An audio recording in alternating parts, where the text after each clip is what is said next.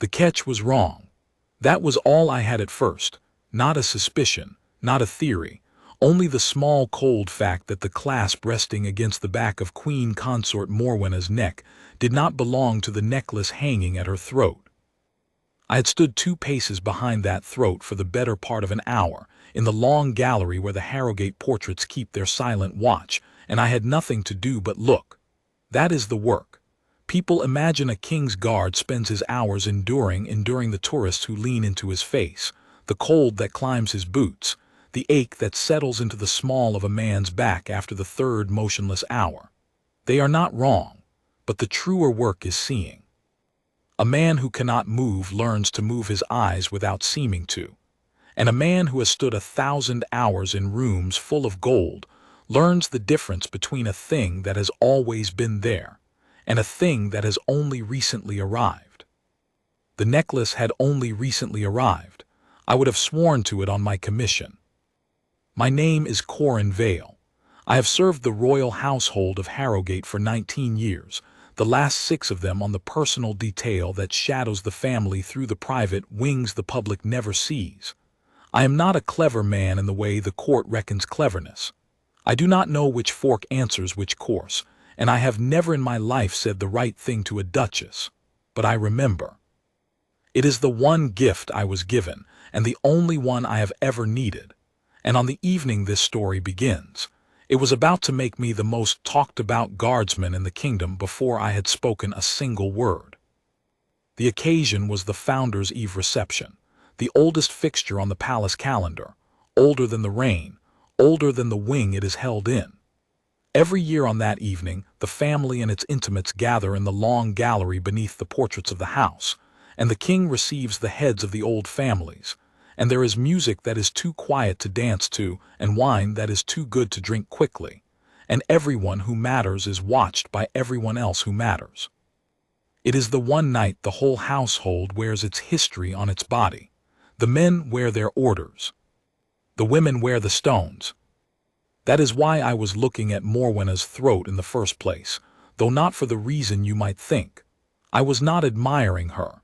In the 6 years I had shadowed the consort, I had learned to keep my admiration in reserve, because she spent it faster than any account could bear.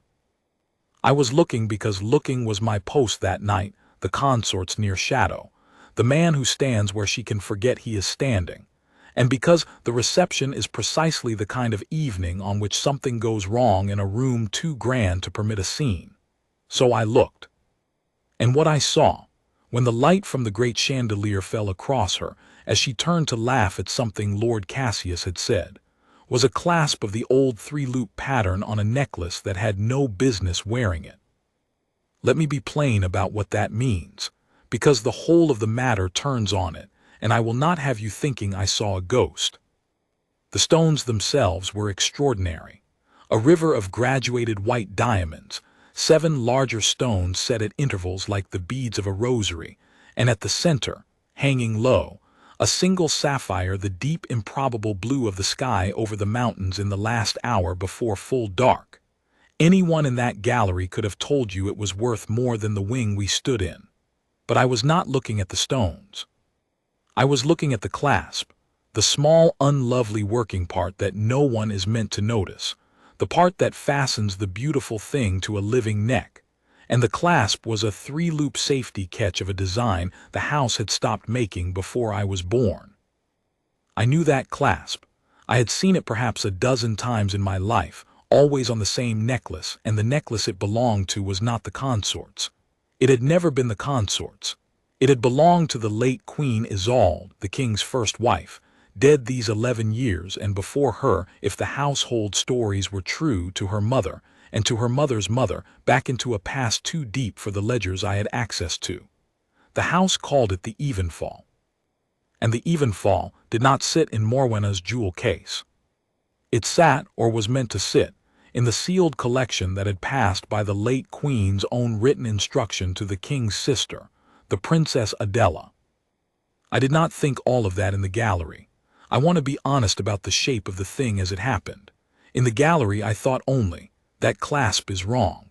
The rest came later, in the small hours, the way the rest always does, one cold fact pulling the next out of the dark behind it. But the cold fact was enough to change the way I stood. I did not move a muscle that any camera could have caught. Inside, I went to a different kind of attention, the kind a man goes to when he has heard a sound in a house he thought was empty. "You are staring, guardsman," said a voice at my shoulder. I did not startle. A guard who startles is a guard who is reassigned to a gate in the rain. But it took something out of me not to, because the voice belonged to the Princess Adela herself, and she had crossed half the gallery to stand beside me without my marking her approach, which told me my attention had narrowed further than it should have. The Princess Adela is the king's elder sister, and if you have spent any time near this family, you will know already that she is not a woman who wastes a sentence. She is past 60, straight-backed as a fence post, and she wears her rank the way a working man wears his coat, as something to get things done in, not something to be admired. The court is a little afraid of her. The staff are not, which tells you more about her than anything the court believes. She had come to Founder's Eve in a plain dark gown with a single strand of pearls at her throat, and I remember thinking, in the part of my mind that was not seized by the clasp, that she was the only person of consequence in that gallery who had not worn her history on her body. "Forgive me, your Royal Highness," I said low, eyes forward. "The light." "The light," she repeated. She was quiet a moment. Then, without turning her head, in a voice pitched to reach me and no one else, "You were looking at the consort's necklace." It was not a question.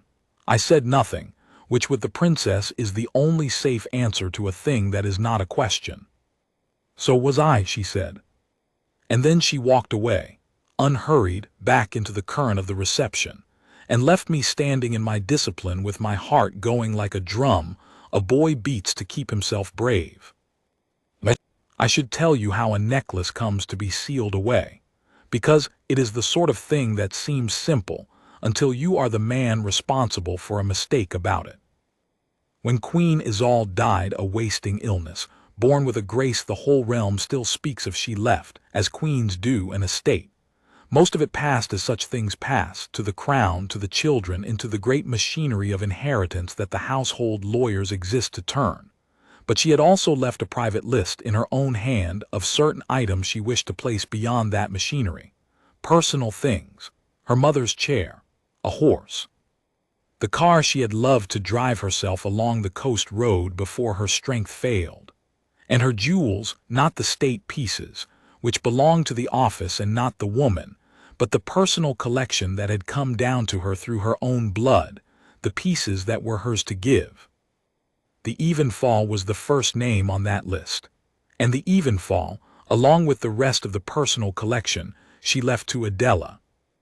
I have wondered since why a dying queen would pass her mother's necklace to her husband's sister rather than to her own daughter, or held for a granddaughter yet unborn. I think I understand it now, though I did not then. Isolde and Adela had been girls together, before either was royal, Adela the king's sister, Isolde the daughter of a house that summered near theirs, and they had been friends for 50 years before they were sisters by marriage. When you have loved someone that long, you do not leave them a thing because it is valuable. You leave them a thing because it is you. The Evenfall was Isolde's grandmother's, and her grandmother had worn it the night she met the man she would marry. And the story of that night was a story the two girls had told each other in the dark 100 times. Isolde left Adela the Evenfall so that some part of the girl she had been would go on being remembered by the one person left alive who had known her. None of which mattered to the machinery. To the machinery it was simply a bequest, logged and sealed, the collection placed in the household strong room pending the formal transfer to Her Royal Highness the Princess Adela, which, and here is the crack through which everything went wrong, had never been completed. It had never been completed because the king, in his grief, could not bear to have his first wife's rooms emptied and her things divided, and had let the whole personal estate sit sealed and undisturbed for a year, then 2, then 5, then 11. The strong room held the collection. The list held the instruction, and in the long soft interval between a wish written and a wish executed, a second wife had come into the house. Morwenna married the king 3 years after Isolde died.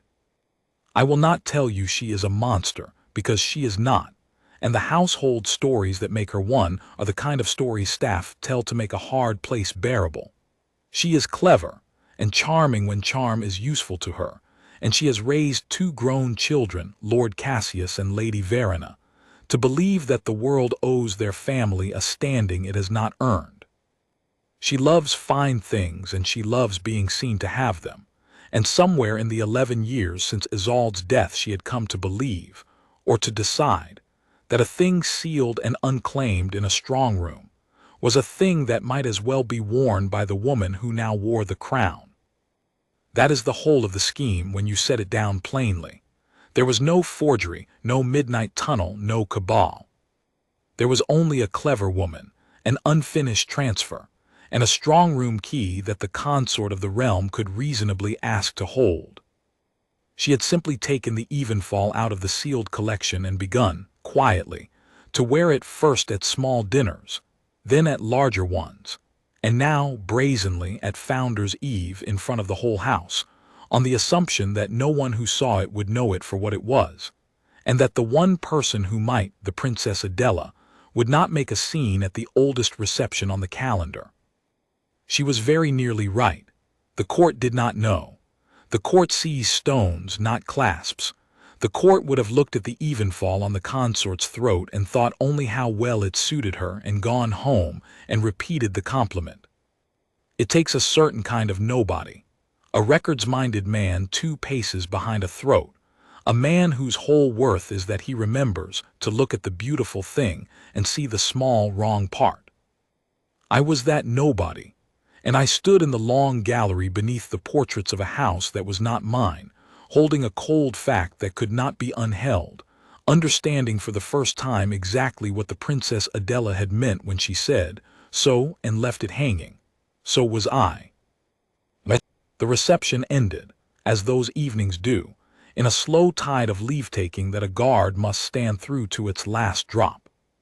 I watched the consort accept her wrap, watched Lord Cassius bend to say something at her ear that made her laugh the private laugh she keeps for her son, watched the Evenfall catch the last of the chandelier and throw its blue fire across 100 years of painted Harrowgate faces. Then the doors closed, and the gallery emptied, and I was released to the long walk back to the guardroom with the fact still cold in my hands. I did not sleep. I want to be honest about that too, because I have read the accounts that were printed afterward, the ones that made me out to be a man of instant certainty, a righteous blade who saw a wrong and struck it. That is not how it was.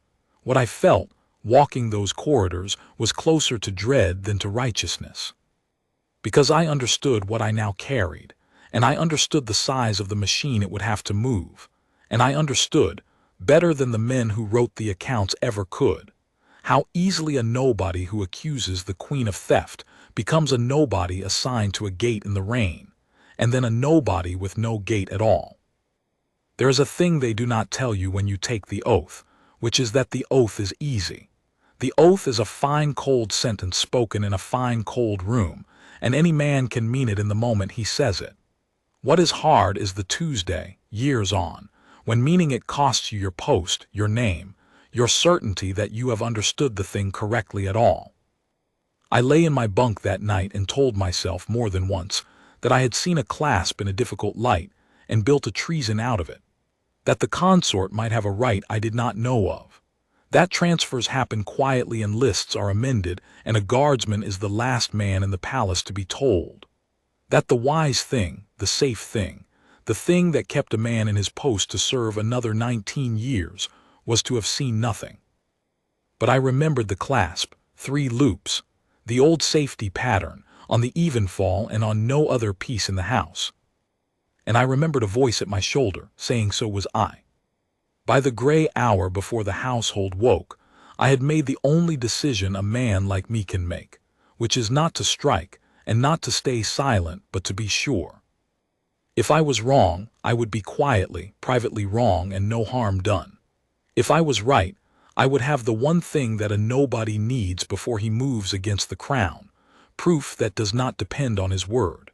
So I did not go to my captain, and I did not go to the princess, and I did not, God forgive the temptation, go to the consort and let her see in my face that I knew.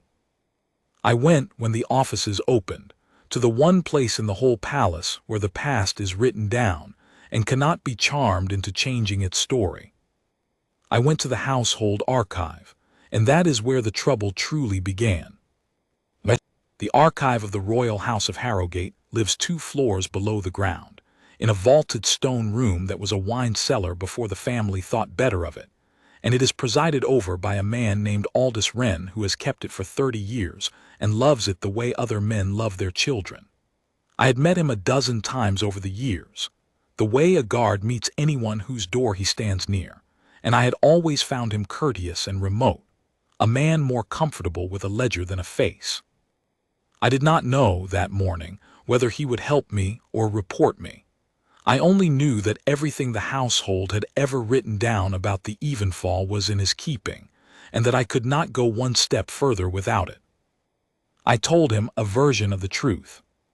Not the accusation, I am not a fool, but the shape of a task that would let me see what I needed to see. I said I had been assigned to review the security handling of the personal collection ahead of a formal audit, that there were questions about the state of the seals, and that I needed the transfer file for the late Queen Isolde's private bequest. It was a lie a guard could be caught in, and I knew it, and I told it anyway, because I had reached the place in this business where the only paths left were all a little dangerous, and I had chosen the one that ended in the truth. Wren looked at me over his spectacles for a long moment.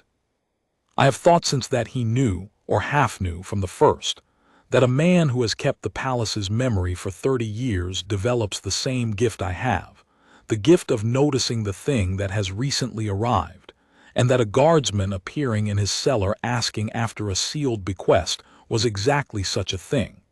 But he did not challenge me.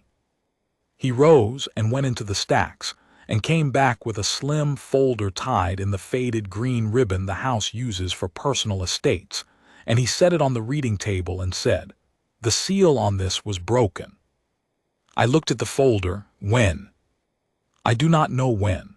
He said it carefully, the way a careful man says a thing he has decided to say. The file records who signs it out. The last signature is 4 years old. But the wax was broken more recently than that, and no signature accounts for the breaking. I noticed it a year ago, and I logged the discrepancy, as I am required to do, and I heard nothing back. He paused.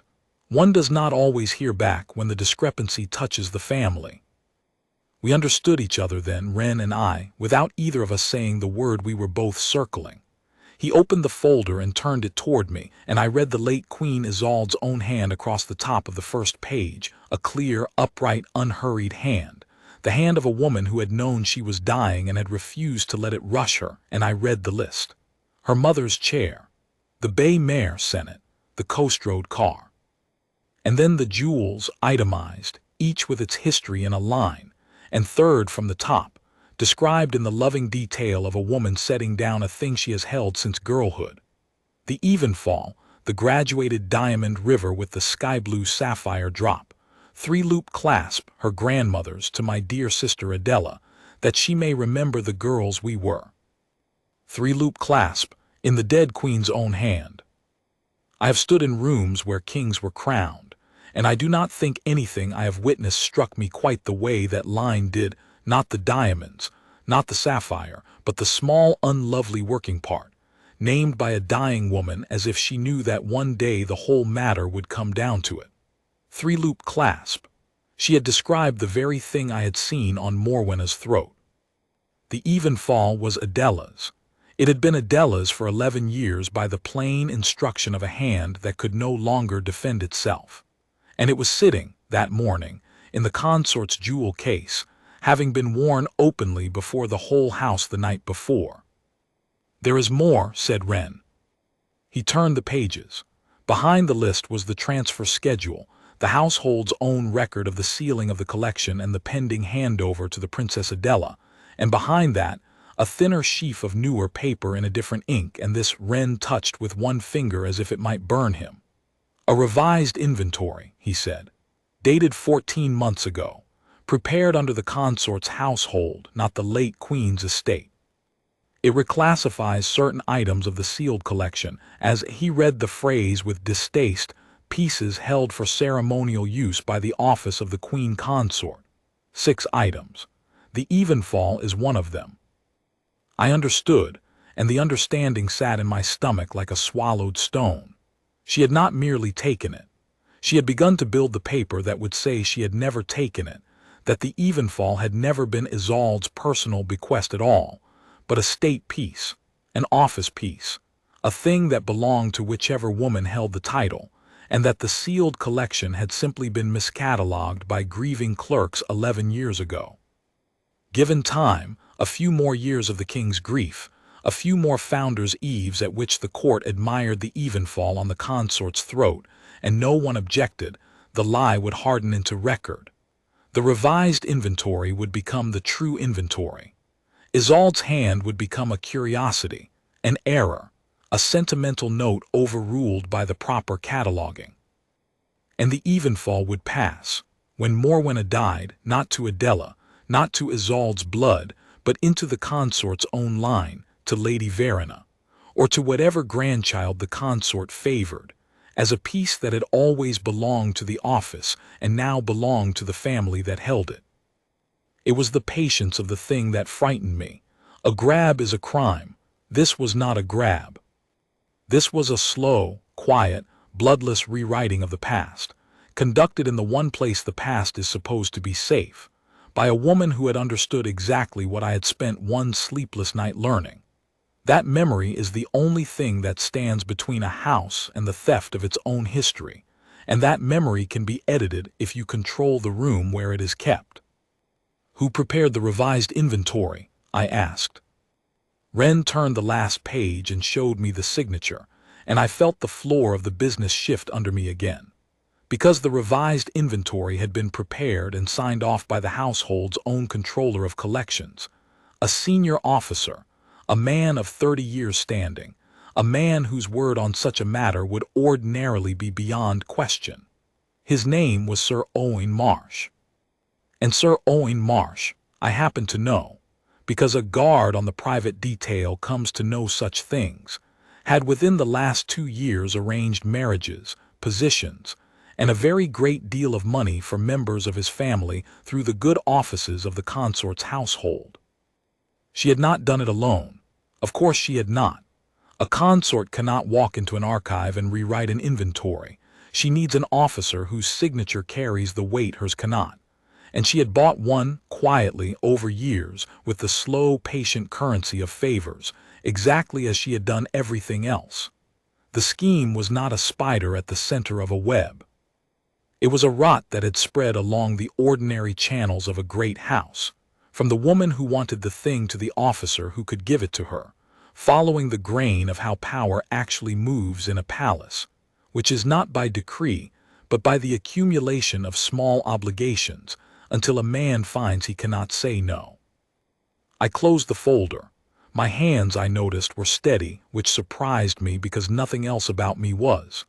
"Master Wren," I said, "I need to ask you a thing, and I need you to understand that I am not asking it lightly, and that you may refuse it, and I will not hold the refusal against you. Will this file be here tomorrow?" He understood the question under the question. He was quiet for a while. Then he said, "It has been here for 11 years. But I have kept this cellar for 30, guardsman, and I have watched more than one inconvenient page decide to go missing from it, once the wrong person learns that the right person has been reading it. If you have shown your hand, if anyone knows what you have asked me for this morning, then I would not swear to you that the Evenfall is on this list a week from now." Which meant I had a decision to make, and I had to make it in that cellar, with the green ribbon still loose in my hand. I could copy the file, but a copy is a copy, and the court believes originals. A photograph of a document in a guardsman's phone is exactly the kind of thing a clever household explains away as a fabrication. I could take the file, steal it, plainly, and put the original beyond the consort's reach. But a guard who steals from the archive is a thief no matter what the file inside it proves, and the theft would become the story, and the Evenfall would become a footnote. Or I could go now, before the file could vanish, to the one person in the palace who had the standing to demand that the archive be sealed and the truth examined in the open, where no page could quietly disappear. The one person who had already stood beside me in the long gallery and told me she had been looking at the same throat. I asked Wren for one thing, to make that morning in his own official hand a certified true copy of the relevant pages, and to lodge the certification in the archive's own tamper-logged register, so that the record of what the file said today would exist independently of the file itself. He looked at me for a long moment, and then he did something I had not expected. He smiled, a small, dry, 30 years of grievance smile, and he said, "I logged that discrepancy a year ago and heard nothing. I have wanted for a year to be asked the right question by someone who would do something about the answer." And he sat down and began to write. I climbed the 2 floors back to the light with the certified copy in the breast of my tunic, and I went to find the Princess Adela.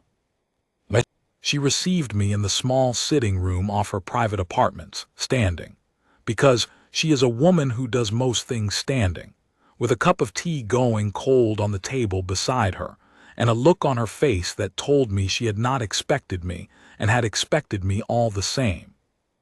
"Guardsman Vale," she said, reading my name off nothing, because she is the kind of royal who learns the names of the men who stand at her doors. "You did not sleep." "No, your Royal Highness." "Neither did I." She gestured me to the room and did not offer me the chair, which was a courtesy in its way. She was treating this as the business it was, not as an audience. "You saw the clasp last night." "I saw the clasp." "You know what it is." "I know what it is now. This morning I have made certain." I took the certified copy from my tunic and held it, not offering it, because a man does not thrust papers at a princess. "The Evenfall was left to you by the late Queen Isolde in her own hand, 11 years ago. It has been worn by the Queen Consort. And there is a revised inventory, prepared 14 months ago and signed by Sir Owen Marsh, that reclassifies it as a piece of the consort's office, which, if it stands, means it never comes to you at all, and passes in time to the consort's own line. I had rehearsed none of that, and it came out flatter and colder than I meant it to, and in the silence that followed I understood that I had just said aloud to the king's sister that the king's wife was a thief. There is no coming back from a sentence like that. A man says it, and either it is true and provable, or he is finished. I had chosen my ground, and I was standing on it. The Princess Adela did not gasp, or sit, or send for anyone. She held out her hand for the copy, and I gave it to her, and she read it, slowly, all of it, the way I had read it in the cellar, and I watched her face while she did, and I saw the moment she reached the line in Isolde's own hand, that she may remember the girls we were. I saw a woman past 60, straight-backed as a fence post, read a message from a friend 50 years gone, and I saw her go very still in the way I go still, the way people go still who have been trained by long grief not to break in front of others. She did not weep, but she was a long time before she spoke, and when she did, her voice had gone somewhere quieter and older. "She wrote to me the week before she died," the princess said. "Isolde. She wrote that she had put my name to something of her grandmother's and that I was not to argue about it because she had never once won an argument with me and did not intend to start losing them from the grave." A breath. I thought she meant a sentiment. I did not go looking for it. When one loses a friend, one does not audit the estate. I let it sit sealed with everything else of hers, because opening it meant she was truly gone. She looked up at me, and her eyes were dry and very hard. And while I was being delicate, that woman took it out of the sealed room and wore it to my brother's own reception, in front of the portraits, in front of me. "Yes, your Royal Highness." "You could have said nothing," she said. It would have been the wise thing. What made you speak? I had asked myself the same question in the dark, and I found I had the answer ready. The clasp, your Royal Highness. The late Queen described it in her own hand, 3 loops, the old pattern. She named the smallest part of the thing, the part no one is meant to see, as if she knew that one day it would be the only honest witness left. I paused. I am a man whose whole use is that he notices the small parts no one is meant to see. It seemed to me she had left the proof in the exact language a man like me would understand. I could not unnotice it and still be worth the post I hold. The Princess Adela looked at me for a long moment, and then she did the second thing that day that I had not expected. She inclined her head, not the nod a royal gives a servant, but the brief grave bow one gives an equal in a matter of honor, and she said, "Then we understand each other, guardsman. Sit down. We have a great deal to decide, and very little time to decide it, because by tomorrow that woman will know someone has been in the archive, and once she knows, the paper begins to burn."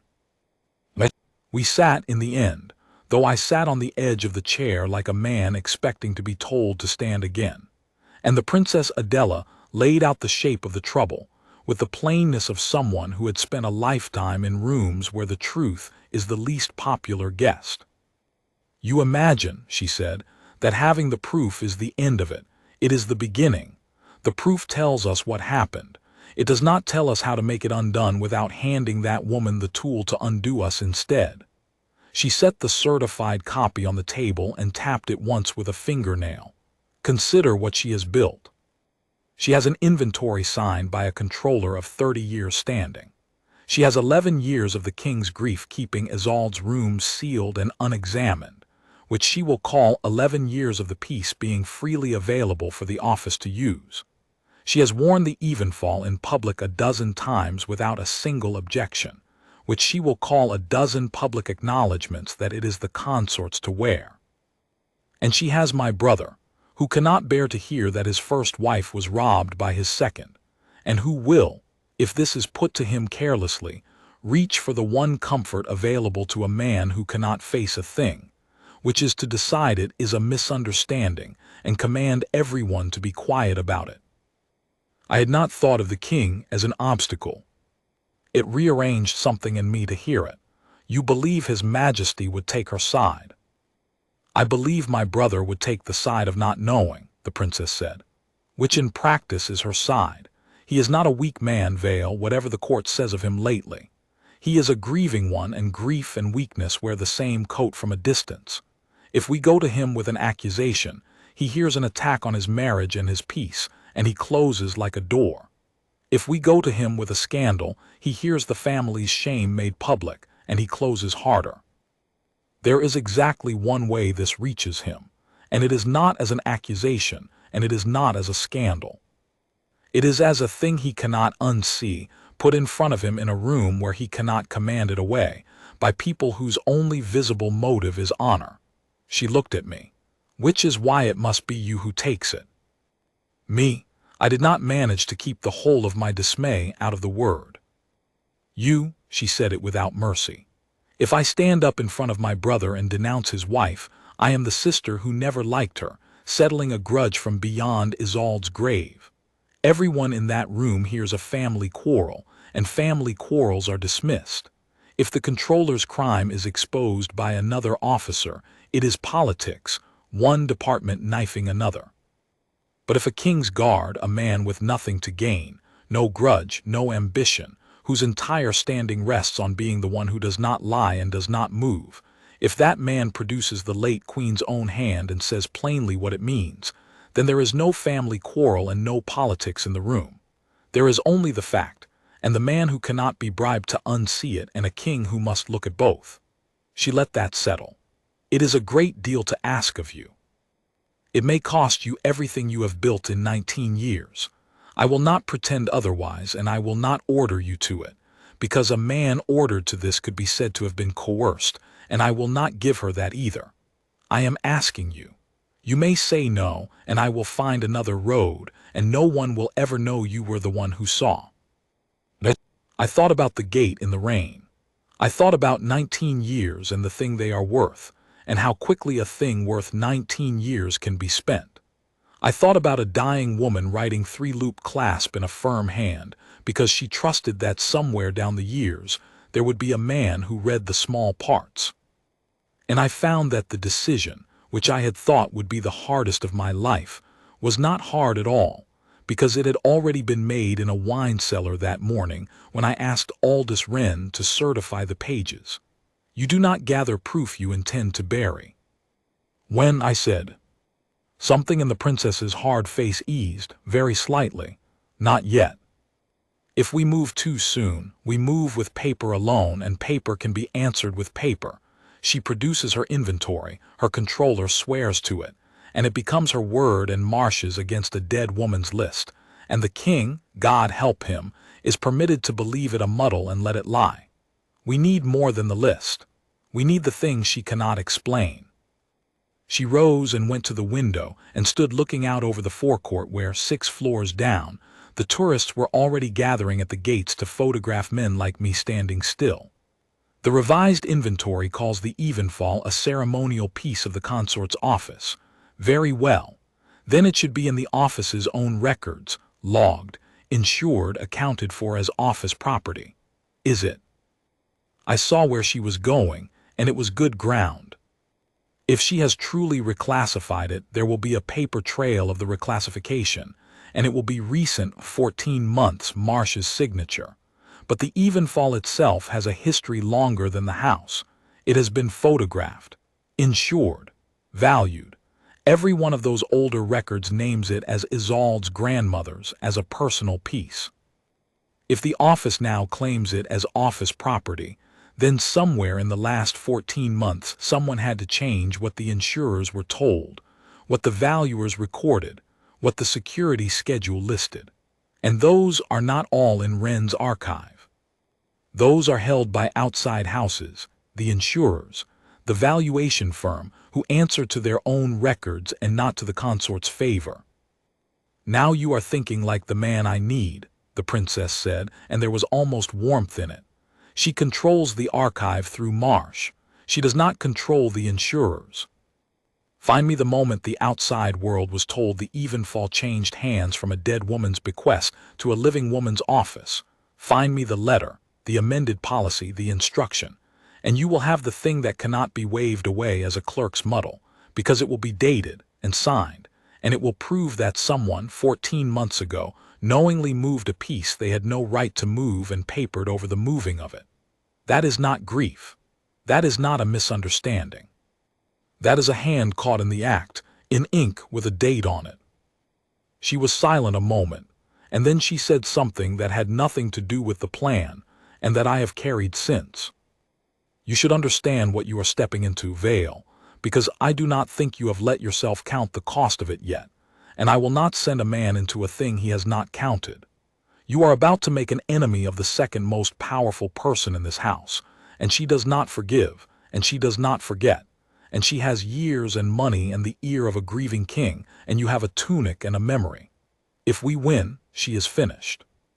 If we lose, if a single thread of this phrase, if Marsh's paper holds, if my brother chooses not to see, then you are the guardsman who slandered the queen, and there is no post in the kingdom for such a man, and no pension, and no quiet corner to grow old in. You will have spent 19 years to buy yourself a ruin. I am not telling you this to turn you back. I am telling you because a man should walk into the fire with his eyes open, and because I have watched too many good men stumble into ruin believing that being right would be enough to save them. Being right is not enough. It has never once been enough. What saves you, if anything saves you, is that you are willing to lose everything and I am willing to lose everything beside you, and that between us, we make a thing too heavy for even that woman to lift away quietly. Do you understand me? I said that I did. I did not fully, a man never does, until he is standing in the fire, but I understood enough. I understood that the Princess Adela was not a royal using a guardsman as a tool. She was a woman staking her own name and her own standing on the same throw as mine, and offering me, in that cold plain room, the only true equality the palace ever grants, the equality of two people who have agreed to fall together rather than let a lie stand. There is one more thing, she said, and it is the hardest, so I have kept it for last. From this hour you tell no one. Not your captain, not your closest brother in the guard, not the woman you drink with off duty, no one. Not because I doubt your friends, but because a secret shared is a secret that will reach her, and the instant she knows what you carry, she moves first, and she moves harder than either of us can answer. You will be alone in this, Vale, more alone than a man used to standing in a crowd knows how to be. You will walk your posts and stand your walls and smile at the people who would help you if only you could tell them, and you will tell them nothing, and it will be the loneliest 3 days of your life. Can you do that? Your Royal Highness, I said, loneliness is the trade I chose. A guard stands in the most crowded rooms in the kingdom and speaks to no one in them. I have been alone in company for 19 years. I can be alone 3 days more. Something crossed her face then that I had not seen on it before, not warmth exactly, but recognition, one solitary person marking another. Yes, she said quietly, I believe you can. That is precisely why it had to be you. And she turned back to the window, and the audience was over, and I went out into the palace to be alone in it. I want to set down, before I move on, what those days were actually like, because the printed account skipped straight from the discovery to the reckoning, as though a man simply strings the two together like beads, and it was not like that at all. It was 3 days of ordinary duty performed by a man carrying a live coal against his heart. I stood my posts. I saluted the officers who would, within the week, be reading a complaint that named me a suspect. I passed the consort herself twice in the corridors of the private wing, and each time she went by me exactly as she had gone by me for 6 years, without a glance, because a wall is not a person, because the very invisibility that had let me see her had also let her forget I could. And each time I held my stillness and my face and gave no sign that the man she did not see was quietly taking her apart. That was the strange, cold heart of those days. That the discipline the household had drilled into me to make me a decoration was the exact discipline that now let me hunt. I had been trained to feel everything and show nothing. I had thought it a small and servile gift. I learned in those 3 days that it was the most dangerous thing in the palace, because it belonged to the one man no one thought to watch. And I learned what the loneliness cost, too, which the princess had known and I had not. There was a night, the second, when I came off duty and sat in the guardroom with the men I had served beside for years, men who would have stood at my shoulder against any enemy I could have named to them, and I could name them nothing. They talked their easy talk, and I laughed at the right places, and I felt, sitting among them, more alone than I had ever felt on the coldest post in the deepest dark, because a man surrounded by friends he cannot trust with the one thing consuming him is more alone than a man in an empty field.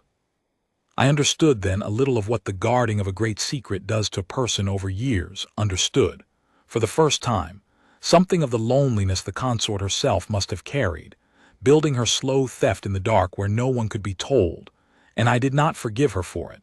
But I stopped, that night, believing her a simple villain, which is a thing worth losing, because a simple villain teaches you nothing, and a complicated one teaches you the whole shape of how good houses go wrong. And so I had my task, and I had, though I did not yet know its length, my 3 days. I will not pretend the next part was the work of a master spy, because it was the work of a patient clerk, which is a duller and truer thing. I had no warrant and no authority beyond the lie I had already told, and I could not simply walk into an insurance house and demand the file on a queen's necklace. What I had was 19 years of knowing how a palace actually runs, which is to say, knowing the names of the people who do the work the great names take credit for. And so I did not go to the front doors. I went to the clerks. The valuation firm that serves the household is an old family concern, and the man who had handled the royal account for 2 decades before he retired was a soft-spoken widower named Peel, who kept bees now in a village a train ride from the capital, and was, I judged, exactly lonely enough to be glad of a visitor who wanted to talk about the great work of his life. I went to him off duty in plain clothes, and I did not lie to him, or not much. I told him I was a household man looking into a discrepancy in how a certain piece had been recorded, and I asked him about the Evenfall, and his whole tired face lit like a boy's. The Evenfall, he said. Oh, I valued that piece 4 times over the years, a privilege. You do not forget a stone like the drop. Sky over the mountains at last light, that is what old Lady Corvin used to call the blue of it, Isolde's grandmother, and she was right. There is no other blue like it. He made us tea with unsteady hands and talked for an hour, and I let him, because a man who is allowed to talk will eventually tell you the one thing you came for without your having to ask. And he did. Personal peace always, he said, when I steered him at last to the question of ownership. Never state, never office. I recorded it as Lady Corvin's, then as Queen Isolde's, hers absolutely, hers to give every valuation 4 times the same. It could not be otherwise. The provenance is a matter of record going back a century. And after the late Queen died, I asked, was it valued again? His face changed then, not to suspicion, but to a mild, troubled puzzlement, the look of an honest man recalling a thing that had not sat right. Once, he said slowly. Not by me, I was retired by then. But the firm was instructed, a little over a year ago, to prepare a fresh valuation and to record the piece, as I remember thinking it odd when young Harrow told me of it, as an office piece. A consort's ceremonial jewel. I remember, because young Harrow telephoned me to ask whether I had ever recorded it so, since the instruction contradicted every file we held, and I told him plainly that I had not, and that he should not either without a written authority that explained the change. He set down his cup. I do not know what he did. I was retired. But it troubled me, and it troubles me now that you ask, because the Evenfall is Isolde's, and there is no lawful way it became an office piece a decade after her death unless someone decided it had, and deciding a thing does not make it so. I could have kissed the old man. What he had given me was better than a document. He had given me a living, retired, entirely disinterested witness. A man with no favor to lose and no line to protect, who would swear that 14 months ago the household had instructed an outside firm to falsify the provenance of the Evenfall, and that the instruction had contradicted a century of record. And he had given me a name. Young Harrow, the current valuer who had made the call, who had the letter of instruction in his files, who could be asked, under the right authority, to produce it. I thanked Peel and caught the evening train back to the capital with the second stone of the wall in my hand, and I remember watching the fields go dark through the window and feeling, for the first time since the long gallery, something that was almost hope. 2 witnesses now. Wren in the archive, Peel in his village. Isolde's list. A valuer's letter waiting to be pulled. It was enough. It was nearly enough to be sure of. Which is exactly when a man like me should have known that the trouble was not behind me but ahead. Because, in a palace, the moment you have gathered enough proof to matter is the moment you become dangerous enough to stop. She knew by the 3rd morning. Of course she knew. I had told myself I had moved quietly, and I had, but quiet is not the same as invisible, and a great house is a body that feels a hand laid on any part of it. A guardsman had signed out a sealed estate file. An archivist had certified pages from it. A retired valuer had received a visitor and, being honest and troubled, had mentioned the visit to his old firm, and the old firm answered to a household controller named Marsh, and Marsh answered to the consort. The pieces I had gathered had, in the gathering, drawn a line straight back to me. I learned that she knew in the way one learns these things, which is not by being told but by the sudden change in the temperature of the rooms. On the 3rd morning my captain, a decent man named Halloran who had never in 6 years given me a hard word, called me in and would not meet my eyes, and told me that my detail was being adjusted, that I was reassigned effective immediately from the private family detail to the outer gate rotation, and that it was routine, and that he was sure I understood. He said routine 4 times. A man who says routine 4 times is a man who has been given an order he does not believe in and cannot refuse. The outer gate, the reign or as good as. 6 floors and a whole social order away from the long gallery and the private wings and the woman with the Evenfall in her jewel case. I understood exactly what it was. Not yet a dismissal, because a dismissal would raise a question, but a burial. Put the inconvenient guardsman where he sees nothing, hears nothing, stands near no one who matters, and let 19 years of habit and the fear of losing the last of his standing do the rest. Most men move to the gate, learn the lesson, and go quiet. She was betting I was most men. And then, that same afternoon, she made her second move, and it was cleverer and colder than the first, and it told me I had badly underestimated her. Sir Owen Marsh, the comptroller, filed a complaint against me. It alleged that a guardsman named Corin Vale had, without authority, obtained a sealed personal estate file under a false pretext, had removed or copied privileged documents, and had used his position on the family detail to conduct an unsanctioned private investigation into the household's confidential collections. Conduct, the complaint said, that raised serious questions about the man's fitness, his motives, and whether he was acting alone or in the service of some person seeking to embarrass the crown. It requested a formal inquiry. It requested, pending that inquiry, that I be suspended from all duties and that any documents in my possession be seized and secured. Read it again, and you will see what she had done, because it took me a cold hour to see it fully myself. She had not denied the truth. She had not needed to. She had simply taken every true thing I had done, the file, the copy, the questions, the quiet investigation, and reframed it as the crime. In her telling, I was not the man who had discovered a theft. I was the man who had committed a series of breaches to manufacture an accusation. And the beautiful, poisonous heart of it was that seizing my documents pending inquiry would put the certified copy, the one honest thing that could not be waved away, into the hands of the very household that wanted it burned. She would answer proof with procedure. She would make the truth itself the offense, and the seizing of the truth the remedy. I stood in the guardroom with that complaint in my hand, and understood that I was, by the ordinary rules of the house, already finished, suspended by tomorrow, my papers seized, my 19 years converted into the record of a suspect. And I understood something else, something the Princess Adela had tried to warn me of and I had not fully believed until I held Marsh's complaint in my hand, that in a great house, the truth does not win because it is true. The truth wins only if someone with the standing to be heard is willing to stand up in the open, before it can be buried, and stake their own name on it in a room the schemer cannot control. I had the proof, I did not have the standing.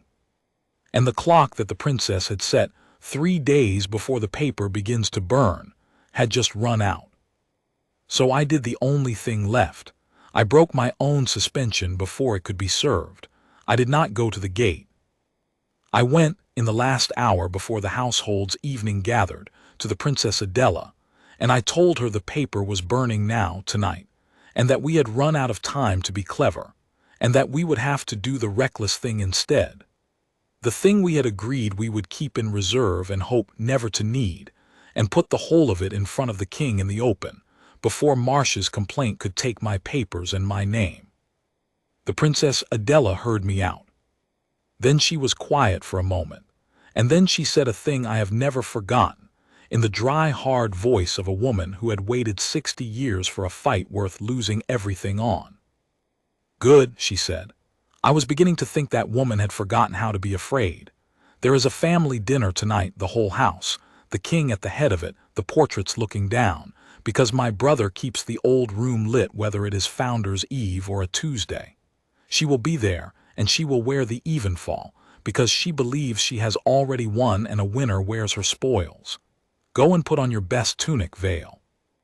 If we are to be finished, we will be finished tonight, in the long gallery, in front of the whole house, in the very room she chose." Let us return the necklace where she wore it. The long gallery at dinner is a different room from the long gallery at reception.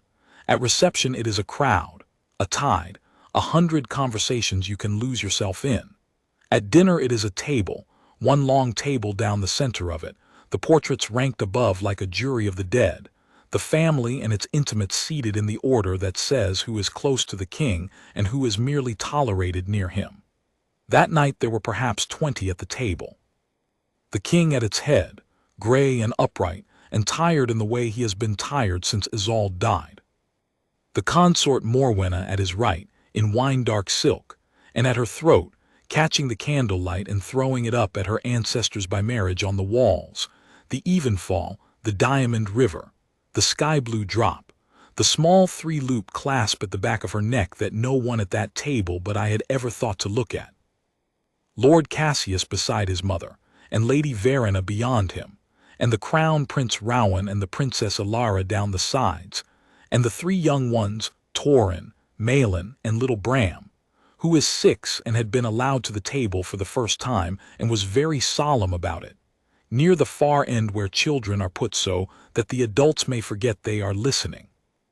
The Princess Adela sat 3 places down from the king, in her plain dark gown and her single strand of pearls, and she caught my eye once as I took my post along the wall, for a guard does not sit at that table, a guard stands at the wall and is furniture, and in her look was the whole of the agreement between us. Not yet. Let them eat. Let the king be at ease. Let that woman wear the thing openly one last time in front of every witness we could want, so that no one could ever say afterward it had not been seen. I stood at the wall through the soup and the fish and the first of the meat, and I have never in 19 years found stillness so nearly beyond me. I had Marsh's complaint folded against my heart alongside Wren's certified copy, the accusation and the answer kept together, so that whatever happened next would happen with both in the room. I had, in my head, the shape of what I would say, though I had said it a dozen ways in a dozen practices, and knew that when the moment came I would say it in none of them. And I had the fear, the plain animal fear of a nobody about to do the single most irreversible thing of his life, sitting in my chest like a second heart. The moment came, as such moments do out of nothing. The king, mellowed by the good wine and the warmth of his family around him, turned to his wife and said something admiring. I did not catch all of it, only the end. It suits you, my dear. I do not think I have seen it before. And he lifted one finger toward the Evenfall at her throat, the way a fond old husband gestures at a thing that has caught his eye. And Morwenna smiled and touched the sapphire drop with 2 fingers and said, in the easy-carrying voice of a woman who has decided a lie is now simply the truth, "It has been in the family a very long time, my love. It seemed right to bring it out again. Some things should not sit locked away." I felt the Princess Adela go still 3 places down. I felt the whole shape of the evening tip toward its edge. And I understood, standing at that wall, that this was the moment that if I let it pass, if I let the king's fond finger and the consort's smooth lie sit in the record unanswered before 20 witnesses, then the Evenfall was hers in the one court that finally mattered, the court of what everyone saw and no one denied. She had said the words in front of the king. It has been in the family a very long time. Some things should not sit locked away. In another year they would be true. So I stepped off the wall. A guard stepping off the wall at a family dinner is a thing so far outside the order of the room that for a moment no one understood they had seen it. I crossed the space between the wall and the table 6 paces, the longest 6 paces of my life, and I came to a halt behind the consort's chair, at her shoulder, in the exact place I had stood 1,000 times as her shadow, and the whole table fell into the particular silence of people who do not yet know what is wrong but know that something is. The consort turned her head. She looked up at me, and I watched the smile go out of her face as she registered who I was, the guardsman she had buried at the gate that morning, the one whose papers were to be seized by tomorrow, standing at her shoulder in the long gallery in front of the king, and I watched her understand in the space of a breath that I had not gone quietly after all. "Your Majesty," I said, and my voice came out steadier than the man behind it. "Forgive me. I am Corin Vale of the Household Guard, and I am about to do a thing for which I will answer with my post and my name, and I would rather answer for it here, in front of you and the whole house, than let it be done to me quietly in a room where the truth cannot be heard. I ask only that you let me finish before you have me removed." The king stared at me. I saw the flush of anger start up his neck. A guardsman does not address the king unbidden. A guardsman is a wall, and I saw beneath it, quick and buried, the thing the princess had promised would be there. The flicker of a grieving man who has been startled into looking at a thing he has spent 11 years not looking at. "You forget yourself, guardsman," the king said low. "Yes, your Majesty, entirely." And then, because there was no path left but through, I turned to the consort and I said the words I had come to say. "Madam, the necklace you are wearing is not yours. It is the Evenfall. It was left in the late Queen Isolde's own hand, 11 years ago, to Her Royal Highness the Princess Adela, a personal bequest, from the Queen's own blood, sealed and pending transfer. It was taken from that sealed collection without right. And I am going to return it to the person to whom it belongs." And I reached down, with steady hands, to the small 3-loop clasp at the back of the consort's neck. The clasp a dying woman had named because she knew it would be the honest witness, and I unfastened it. The palace froze. I have tried many times to describe the quality of that stillness, and I have never found the words for it, because it was not one silence but 20 at once. The silence of a king who could not believe his eyes, the silence of a crown prince half out of his chair, the silence of a table of intimates who had just watched a king's guard lay hands on the queen's own person, the small, round-eyed silence of a 6-year-old, at the end of the table, who understood only that a grown-up had done something that grown-ups are never allowed to do. The consort's own hand flew up to her throat, too late. The Evenfall was already in my white-gloved hand, the diamond river cool and heavy and improbably light all at once, the sapphire drop swinging once against my knuckles like a slow blue heartbeat. "How dare you?" Morwenna breathed, and her voice was not smooth now. It had gone thin and high with a fear I had not heard in it before.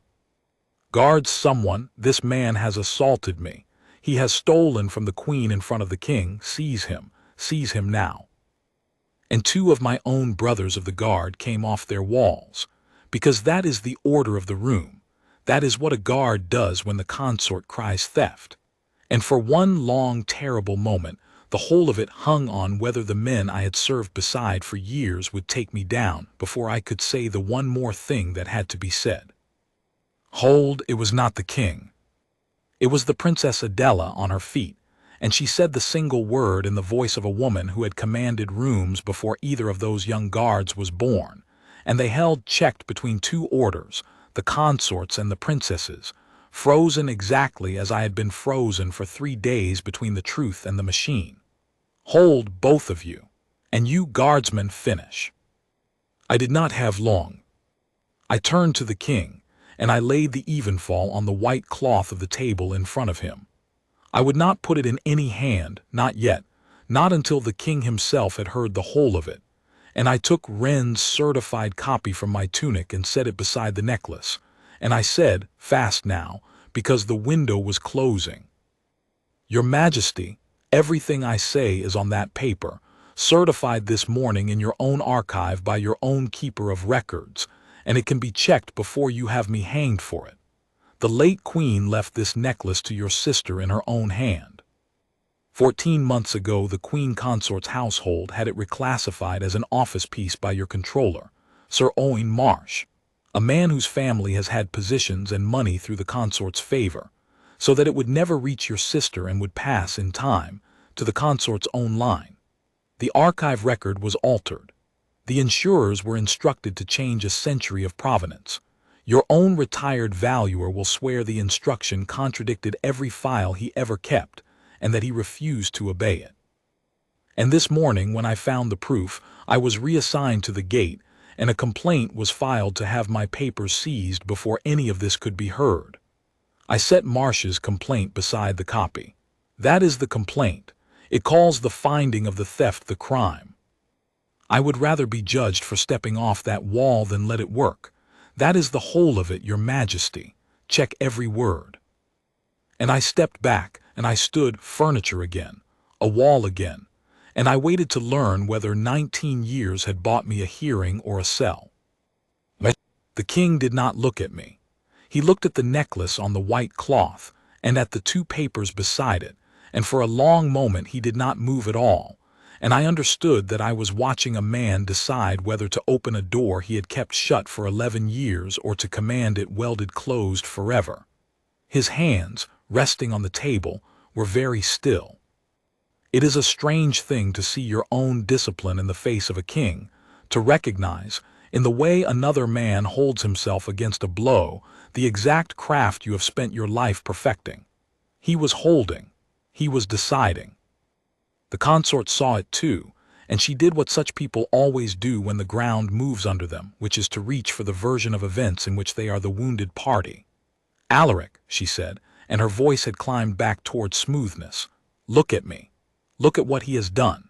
He put his hands on me in front of your children on the word of a wall, a servant, a man your own household has this very day found unfit and suspended.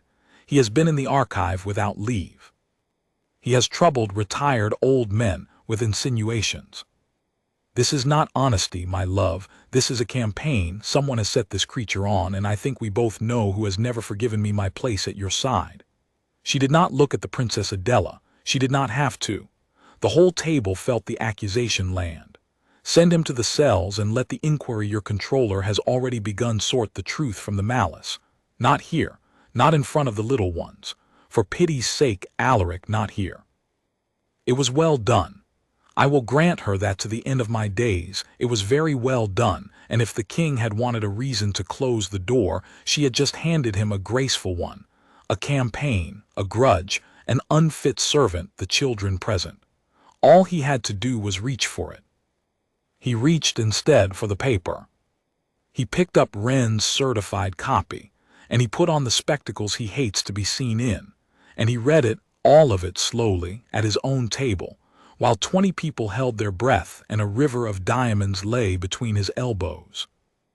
I watched him the way I had watched his sister that first morning, and I saw the same journey cross his face, only slower and heavier, because he was reading not a friend's hand but a wife's, his first wife's, coming back at him across 11 years of the grief he had used to keep her room sealed. I saw him reach the line.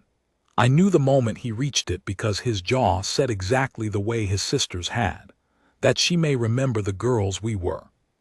He set the paper down. He took off the spectacles. And when he spoke, it was not to me, and not to Morwenna, but to his sister, in a voice gone rough and low, and about 40 years younger than the man who owned it. "Adela," he said, "did you know this necklace was left to you?" "Not until this morning, when your guardsman brought me Isolde's own hand," the princess said quietly. "I would never have gone looking, Alaric. You know I would not. I let all of it sit sealed because opening it meant she was gone. I think that is the exact thing that woman counted on, that neither of us could bear to touch Isolde's things, and that what we could not bear to touch, she could quietly take." The king was silent for a long moment. Then he turned at last to his wife, and I have never before or since seen a man look at someone he had shared a bed with for 8 years with such a terrible, quiet, final attention. "Is it true," he said, "that you had Isolde's necklace reclassified?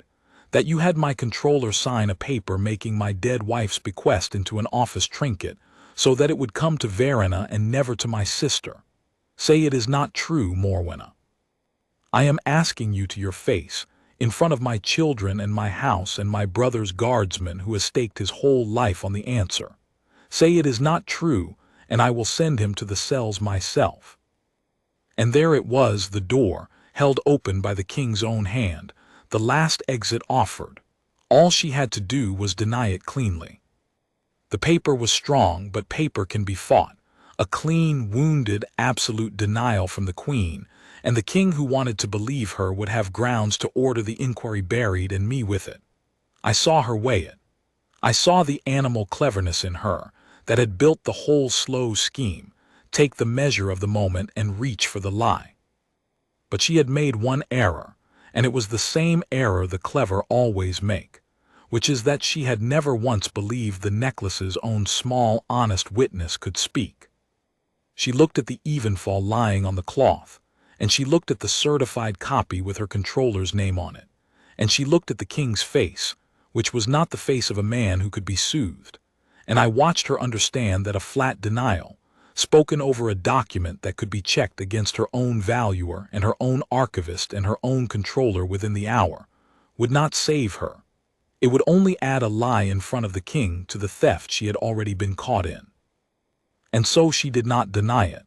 She did the thing that people like her do at the very end, which is worse than a lie and which finished her more surely than any confession. She tried to make the theft reasonable. It was locked away, she said, and her voice had gone hard and defensive and for the first time honest.